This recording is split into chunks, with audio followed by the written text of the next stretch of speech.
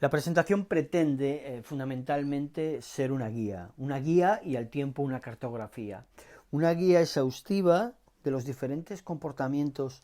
presentes en el arte del siglo XX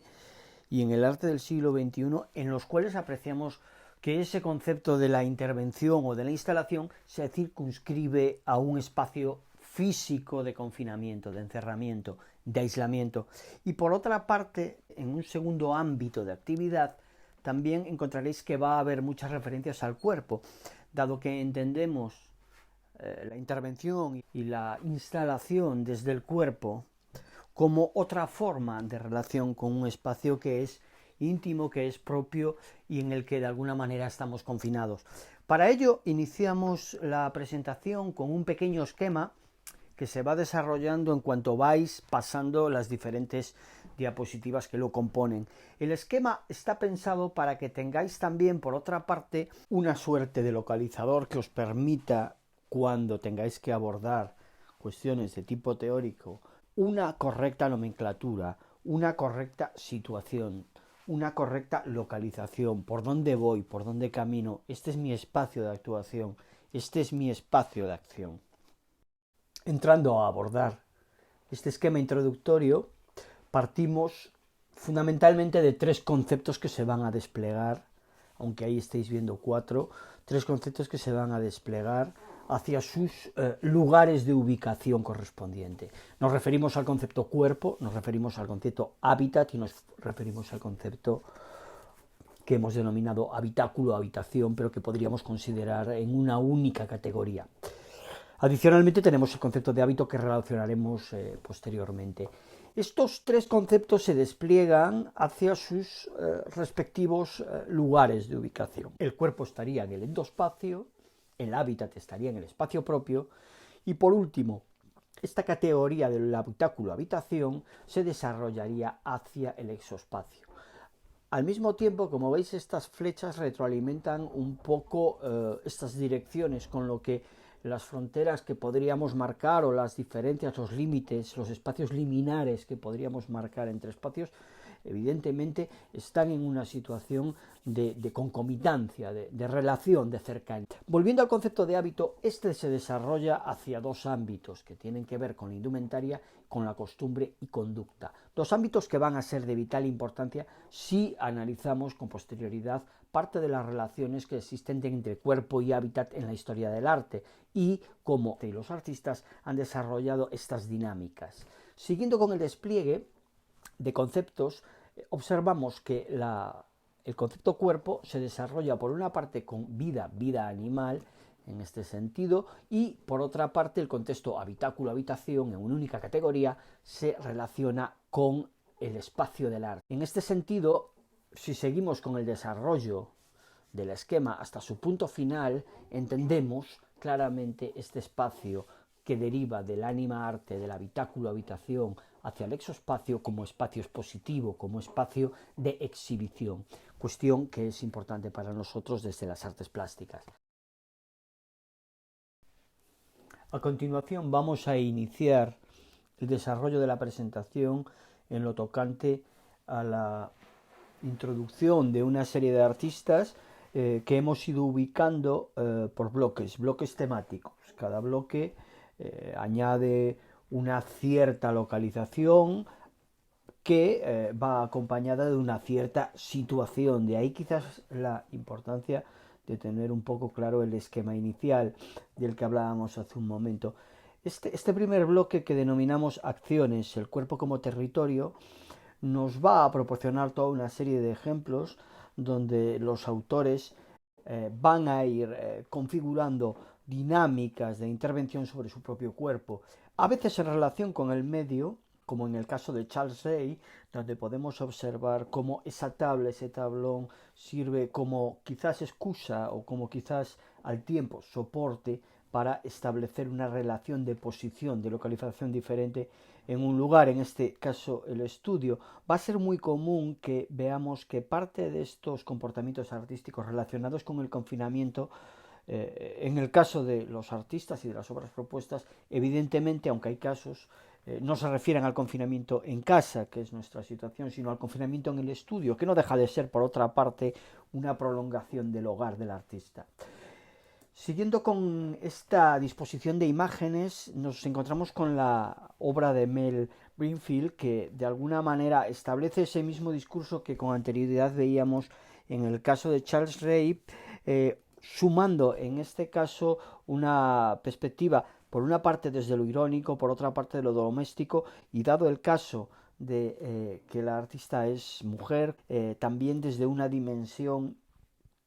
en la cual este factor de género, este factor de lo doméstico asociado a lo femenino también entra desde un posicionamiento político a jugar una importante baza en la obra. Continuando con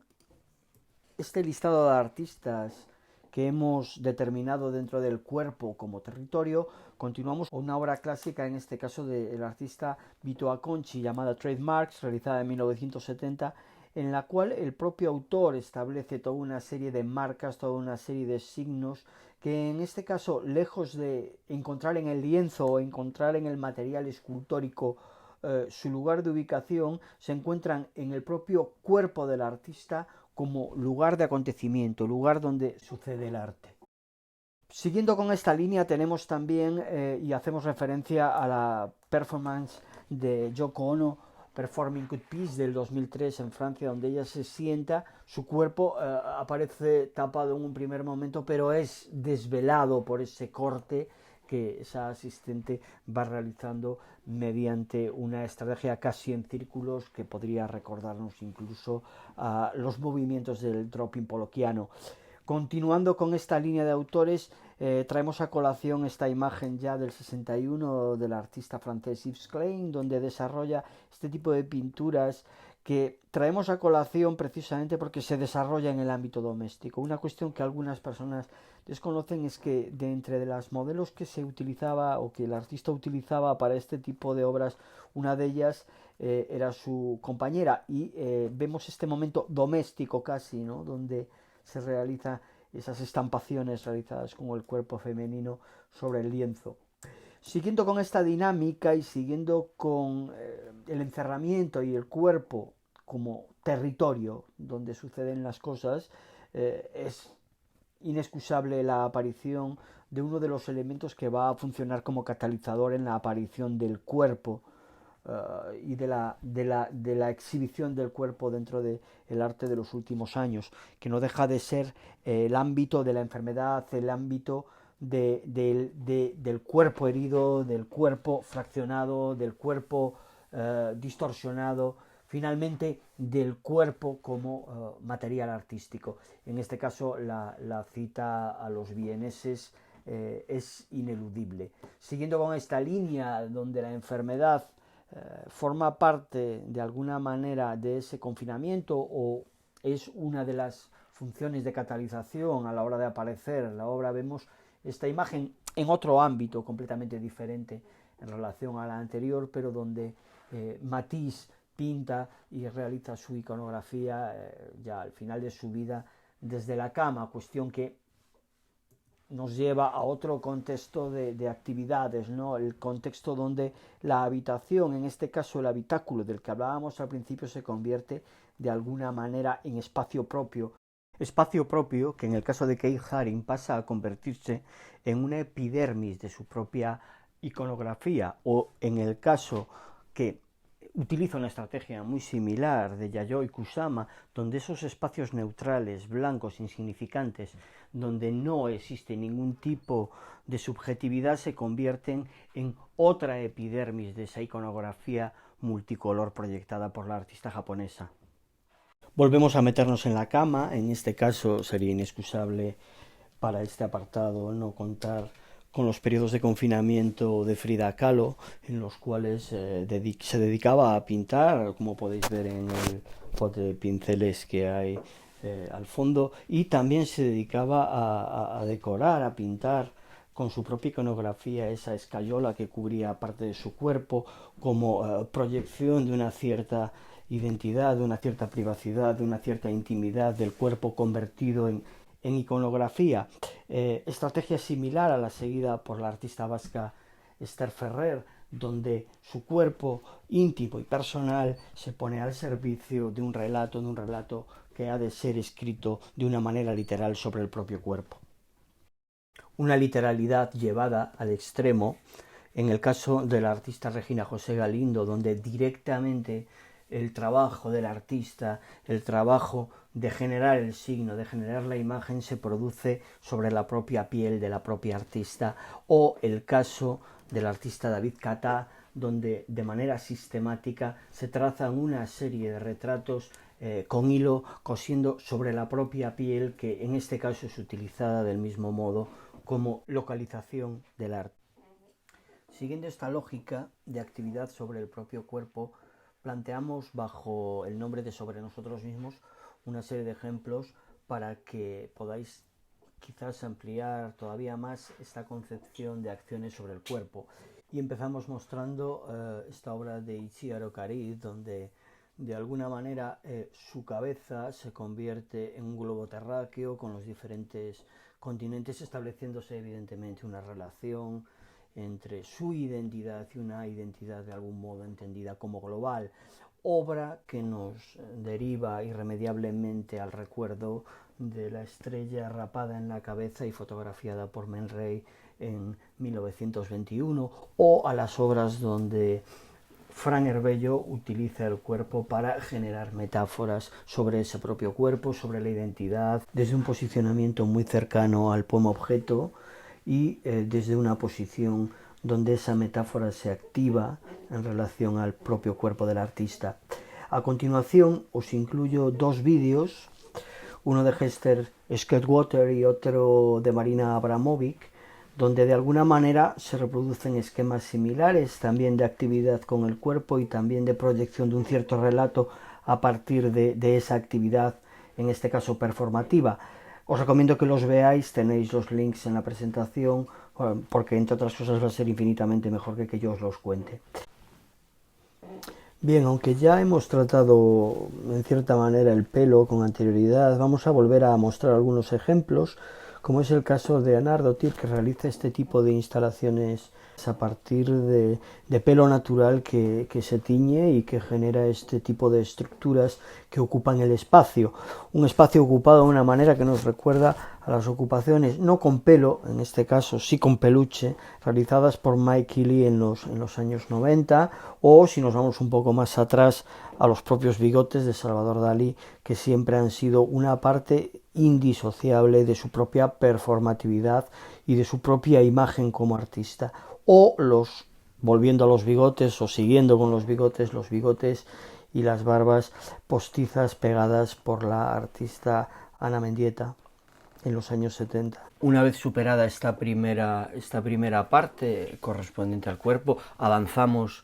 en lo que era aquel esquema inicial hacia el hábito que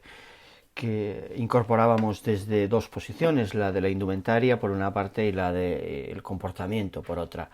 En este sentido, y uniendo estos dos conceptos, analizamos obras como la de la artista Bali Sport, donde ella modifica de algún modo su vestimenta para generar performatividad a partir de este tipo de modificaciones, siempre con un contenido explícitamente sexual, siempre con un contenido que reflexiona a partir de conceptos relativos al género, relativos a la mujer, a la sexualidad, o ejemplos de alguna manera como el de Elena Almeida, más lanzado a un cierto lirismo, a una cierta poética de la pintura con su obra Tela rosa para vestir de 1969,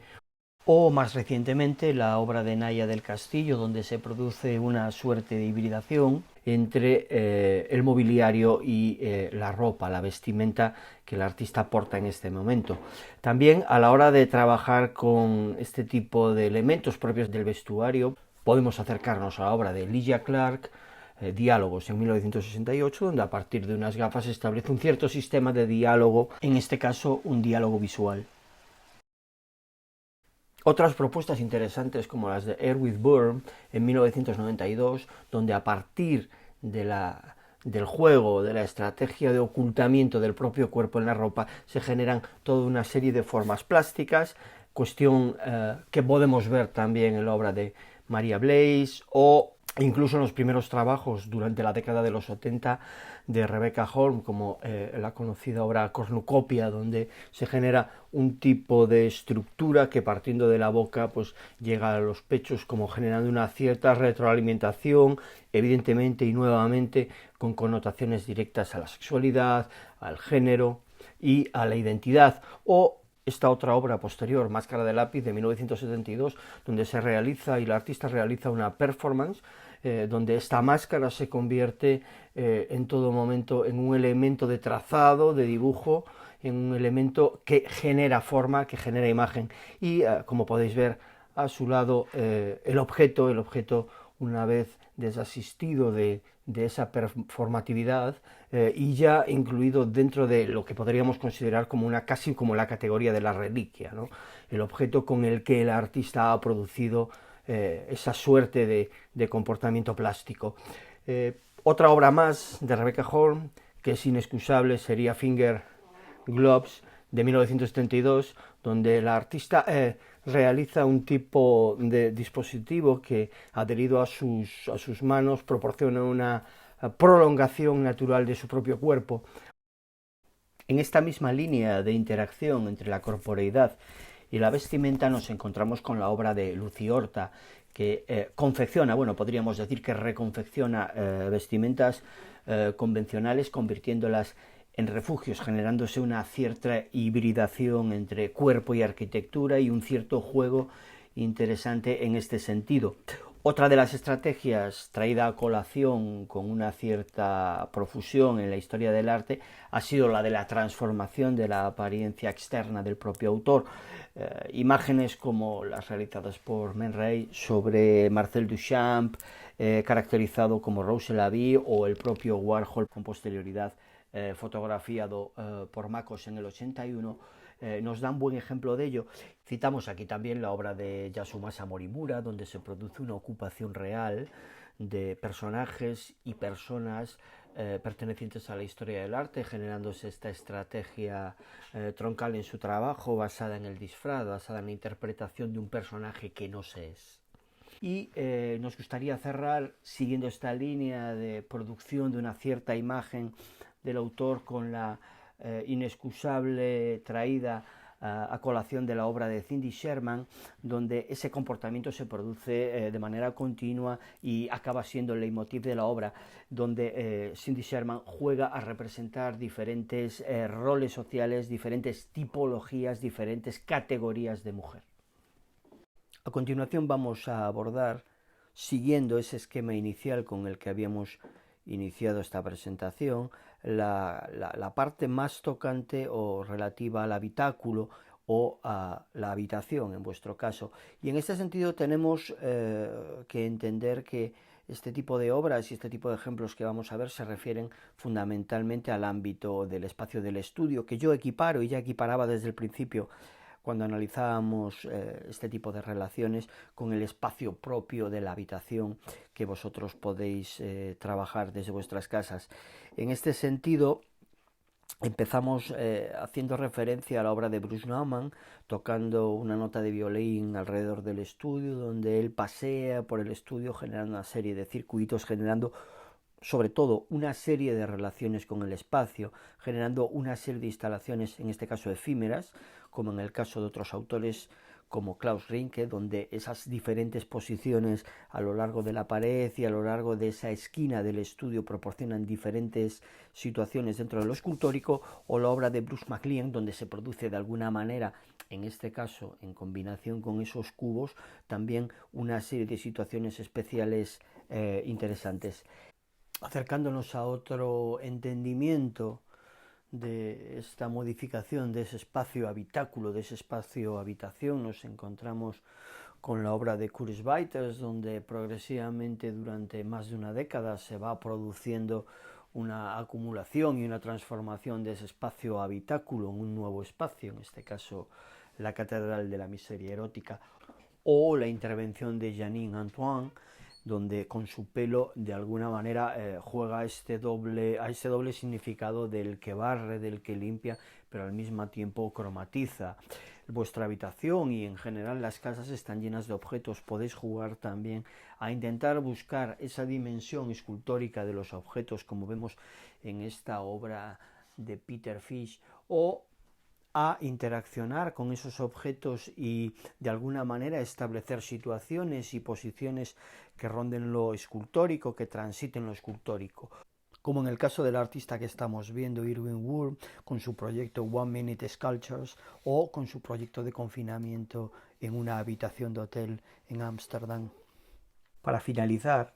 me gustaría reflexionar y de algún modo realizar una breve parada sobre 3 casos de confinamiento involuntario. Nos centraremos en el primero de estos casos, que es el de la artista cubana Tania Bruguera, que lee durante más de 100 horas, confinada, el texto de Hannah Arendt sobre el totalitarismo, en una clara crítica y con una clara relación a la situación cubana, y en un segundo caso al caso de Ai Weiwei, que transita del mismo modo, al igual que la artista cubana, por un territorio donde el trabajo artístico se mezcla con el activismo político y acaba, desgraciadamente, con idénticos resultados, tanto en el caso de Ai Weiwei como en el caso de Tania Bruguera, que son encarcelados en sus respectivos países por parte de esta actividad activista en relación a la producción de mensajes que intenten hibridarse y que intenten tener una dimensión mayor dentro del tejido social de sus sociedades. Por último, nos centraremos en Santiago Sierra y esta obra en la cual no se confina él, sino que, ejerciendo una cierta estrategia perversa, es él quien contrata a un grupo de individuos parados que a cambio de una retribución económica se confinan voluntariamente, en este caso en las bodegas de un buque. La obra de Sierra reflexiona críticamente sobre el sistema de producción capitalista de una forma paradójica y, si queremos, hasta demagógica desde el propio capitalismo que la produce. Para acabar con este apartado sobre el confinamiento, vamos a referirnos a algunos casos de confinamiento, en este caso articulados por parte de los autores de una manera voluntaria y consciente, donde se produce ese acto de confinamiento. Nos referimos en todos los casos a articulaciones por parte de los artistas realizadas desde el accionismo y la performatividad, con lo cual os recomiendo que volváis a la presentación para poder ir apreciando un poco cuáles han sido las diferentes experiencias o los diferentes trabajos realizados en este sentido. Nos referimos a 2 piezas de Chris Barden, la primera de ellas, 5 Days Locker Piece, realizada en 1971, con posterioridad también hay una referencia ineludible a Bad Peace de 1972,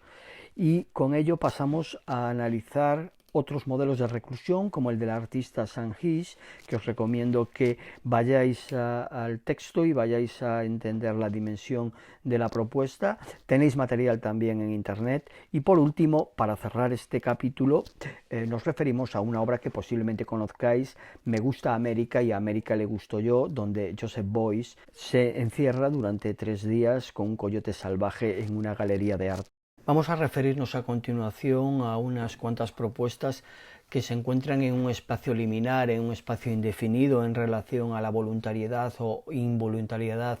del confinamiento. Empezaremos por la obra de Hannah Wilke, siempre en una dimensión de lectura relacionada con la historia del arte, como vemos en esta primera imagen, donde de algún modo ironiza sobre la conocida viñeta de Reinhardt, y en otro tipo de acciones de reclusión en las cuales se producen comportamientos siempre explícitamente sexuales y siempre con referencias que extralimitan lo meramente artístico para adentrarse en el campo del activismo político. O, por otra parte, la archiconocida Marina Abramovic y sus acciones realizadas con Ulay. Os recomiendo que visitéis el link que está puesto en la presentación. En la siguiente imagen que podemos ver, observamos a Claes Oldenburg sentado en su tienda, en una posición y en una situación completamente diferentes de los casos anteriores, en una posición articulada desde lo humorístico, articulada desde lo sarcástico, como herramienta para de alguna manera articular un discurso que en el fondo no es irónico, que en el fondo reflexiona y que en el fondo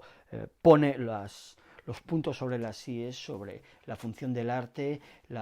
el mercado del arte y la situación del arte en la sociedad actual. Para cerrar el capítulo se me ha ocurrido proponeros una serie de ejemplos basados en artistas que han trabajado con objetos que podríais encontrar perfectamente en vuestra casa y que en cierta parte el leitmotiv de sus trabajos es muy similar o está muy cercano a la situación en la que nos encontramos. Partimos inicialmente de la obra de Peter Fisley, que observamos cómo a partir de objetos que podemos tener en casa o que pueden estar en el desván, en un trastero, no sé, en un garaje, establecer estas formas y construcciones caracterizadas fundamentalmente por su propia inestabilidad, al igual que su compañero David Weiss, generando estas estructuras como objetos domésticos. Referirnos también a la obra Criadero de Duchamp, donde Duchamp deja durante una temporada reposar el polvo en su estudio y adquiere este tipo de imagen, o sea, se genera este tipo de imagen dado que el Gran Berré estaba situado encima, generando de alguna manera una configuración creada por el polvo de gran riqueza en lo gráfico y en lo pictórico. Imagen que podemos ver casi plagiada en la obra del artista Ignacia Ballí, donde vemos este cuadrado de polvo acumulado en los 10 últimos años en su estudio, o imágenes espectrales que también podemos observar en otras obras del artista catalán, como en estas que estamos viendo, donde el proceso de destrucción del papel de la luz al incidir provoca estas formas geométricas. También me parece interesante recalar en la obra de Thierry Cordier con estas piezas realizadas donde él crea a partir de papel maché realizado con el papel que tenemos en casa, con el papel que nos sobra de casa, realiza este tipo de construcciones, en este caso esta montaña, que al tiempo de construcción y de figuración de este elemento natural se convierte a su vez en propio refugio, en propio confinamiento del autor. Siguiendo con esta cartografía de recursos, nos detendremos en la obra de Chiharu Shiota. Esta artista japonesa realiza este tipo de intervenciones en las cuales el hilo acaba por desfuncionalizar los objetos y crear un nuevo hábitat, un nuevo lugar donde ya no tienen su función original y donde esos propios espacios, esas sillas, esas camas, han pasado a ser objetos de contemplación desde una perspectiva casi pictórica, dado lo dibujístico del hilo actuando en nuestra retina al ser observado. Nos detenemos también en la obra de Eulalia Baldosera, capaz de proyectar cromáticamente sobre las paredes a partir de la interposición de objetos que contengan un cierto cromatismo. Podemos ver ahí claramente esa botella de Fairy, esos vasos con líquidos de colores que todos podríamos crear y tener en casa. Y hablando de cosas que tenemos en casa, me gustaría añadir también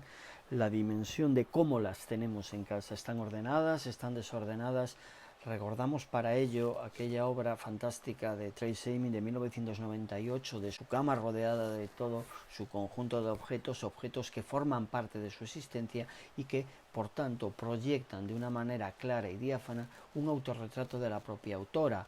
o elementos como los rollos de papel higiénico, tan de moda durante los primeros días de confinamiento, que posiblemente ahora algunos veáis que, bueno, que no eran necesarios. Pensad en ellos como forma de construcción,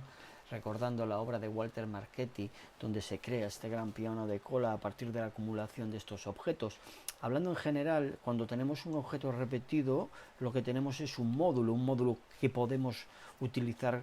para configurar formas. Pensad en cómo construíamos en preescolar a partir de cubos y a partir de formas que se repetían, o en nuestros libros y la manera en que están situados, o en otras configuraciones que pudieran ser posibles. Porque como nos enseña Mateo Maté,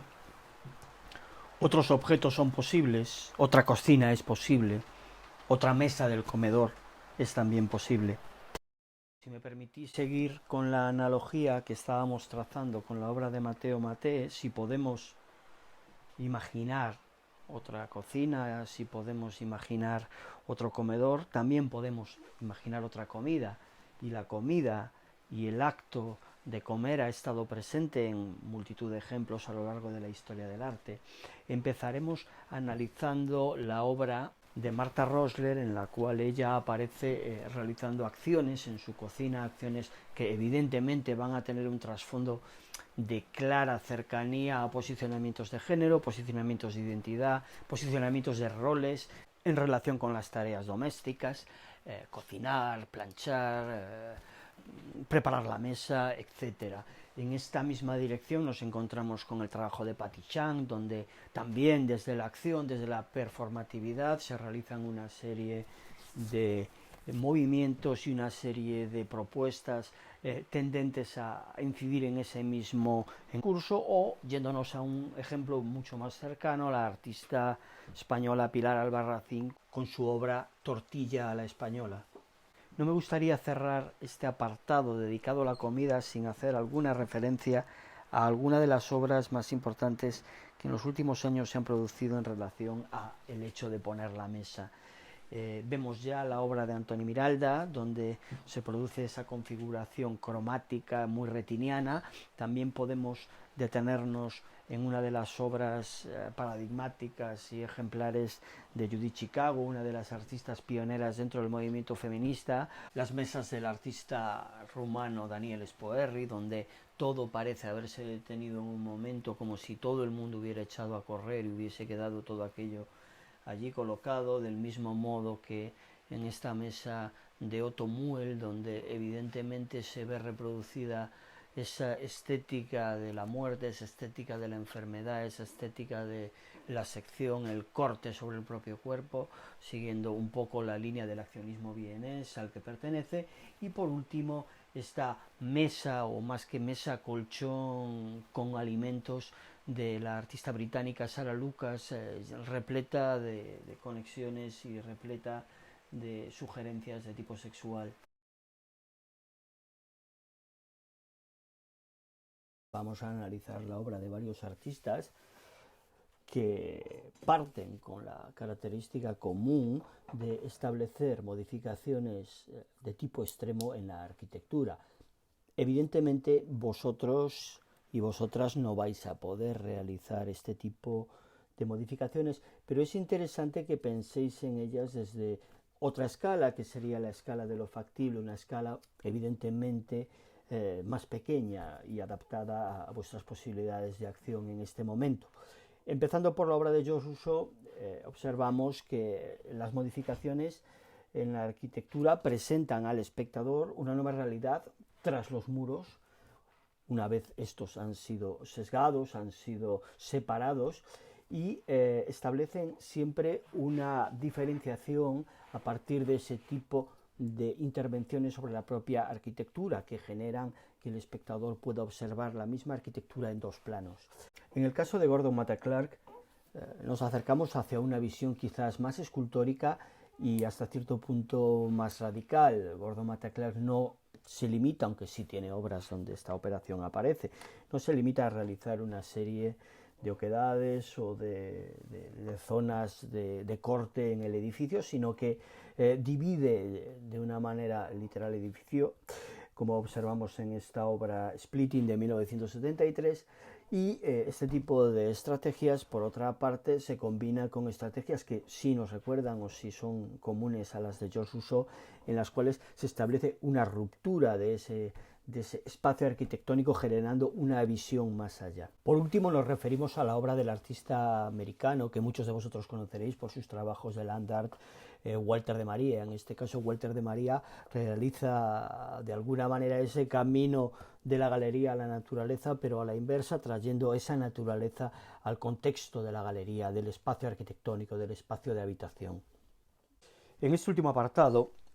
vamos a centrarnos en los exteriores. ¿Qué podemos ver desde nuestras ventanas? Esto me recuerda a aquella película de 1954 de Alfred Hitchcock, Rear Window, que en España se tradujo como La ventana indiscreta, donde James Stewart, que es el actor principal, tiene que estar recluido, en su caso obligatoriamente, porque tiene una pierna rota. Y a partir de esta reclusión empieza a observar lo que ve por la ventana, hasta que, bueno, descubre la trama. Bueno, no os quiero hacer demasiado spoiler de la película. Visitadla, es una buena película. Traemos tres artistas aquí a colación. Inicialmente, y el primer artista con el que vamos a trabajar va a ser el artista polaco Krystian Boditko, del que ya veis esta imagen, en la cual se puede ver claramente como una imagen donde vemos en el fondo una serie de personas detrás de unas ventanas. Es una obra que se presentó en la Bienal de Venecia del 2009. Es una videoproyección. El trabajo de Krystian Boditko y del resto de artistas que vamos a citar es casi siempre el mismo, videoproyectar. En este caso se videoproyectaba sobre unas pantallas, generando este cierto trampantojo, esta cierta imagen falsa de una cierta actividad en el exterior del edificio que realmente no existía. En otra de las obras que traemos de Boditko, mucho más política y mucho más activa, en este caso se proyecta esta esvástica sobre el edificio del Parlamento sudafricano, en unos años donde, como sabréis, se produce una gran conflictividad social debido al régimen del apartheid en Sudáfrica. Pasando a la siguiente artista, Jenny Holzer, que también conoceréis, pues una artista bastante citada en la facultad y bastante citada en los estudios de Bellas Artes. La estrategia es similar, se proyecta sobre edificios, pero bueno, en este caso concreto, siempre desde una dimensión política, siempre desde una dimensión de intervención dentro de ese tejido social, ¿no? Entendiendo al espectador en un ámbito que extralimita la mera expectación del objeto artístico y dirigiéndose hacia una expectación dentro de todo el tejido social. Por último, dentro de este apartado de exteriores y fachadas, nos referimos a la artista Pilar Albarracín con su obra Le Duin Volé de 2012, donde ella literalmente y vestida de faralaes desciende por la fachada de un edificio. Para finalizar la presentación incluimos tres autores que intentan salir a la calle o salen a la calle a realizar diferentes actividades. Empezamos con Yves Klein y su famoso salto al vacío, que nadie lo haga. Además, bueno, sabéis que se conserva todavía, no he podido encontrarla, la tengo la imagen, pero no he podido encontrarla, se conserva la imagen del truco, ¿no? Porque sabéis que el salto al vacío de Yves Klein pues tenía su truco, ¿no? Tenía un conjunto de operarios debajo aguantando